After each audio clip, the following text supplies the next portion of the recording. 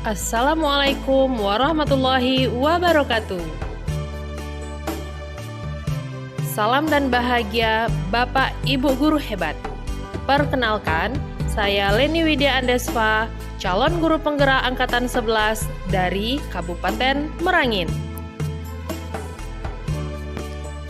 Di sini saya akan memaparkan aksi nyata modul 1.1 mengenai filosofi pemikiran Ki Hajar Dewantara. Ki Hajar Dewantara membedakan antara pendidikan dan pengajaran, di mana pengajaran merupakan bagian dari pendidikan.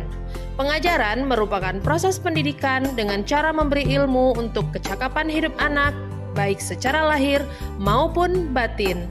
Sedangkan pendidikan merupakan proses menuntun kodrat yang ada pada anak agar mereka dapat mencapai keselamatan dan kebahagiaan yang setinggi-tingginya, baik sebagai manusia maupun sebagai anggota masyarakat. Setelah saya mempelajari modul 1.1 ini, sebelumnya saya merasa bahwa pembelajaran lebih banyak berpusat pada murid karena kurangnya konsistensi saya dan pengetahuan saya dalam penerapan pembelajaran yang seharusnya dilakukan. Sehingga murid lebih pasif dan suasana pembelajaran menjadi kaku dan membosankan. Serta murid juga tidak dapat mengeksplor kemampuannya dan tidak memiliki kebebasan dalam berekspresi.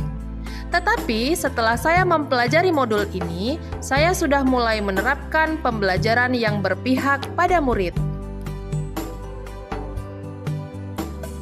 Dari modul 1.1 ini, saya banyak belajar tentang pemikiran Ki Hajar Dewantara sehingga saya dapat memperbaiki kegiatan pembelajaran yang saya lakukan, serta menyadarkan saya akan pentingnya memberikan pendidikan yang menuntun dibandingkan dengan hanya mengajar saja. Saya juga harus menjadi teladan yang baik bagi murid saya. Pertama, saya mengubah model dan metode pembelajaran di kelas menjadi student center dengan menerapkan nilai-nilai kolaboratif, aktif, mandiri, dan berani. Kedua, mengubah cara pandang saya terhadap siswa yang semula berorientasi pada hasil menjadi berorientasi pada proses.